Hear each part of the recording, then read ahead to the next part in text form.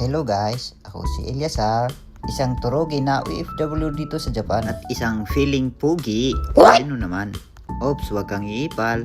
Pagkagising ng resty sa umaga at magpunas ng mata.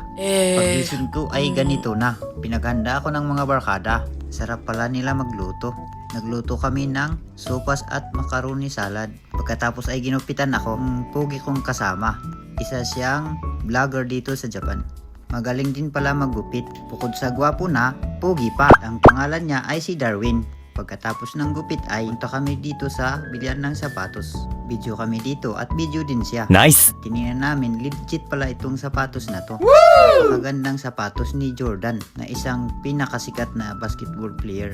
At yung isang sapatos na to ay legit pala to.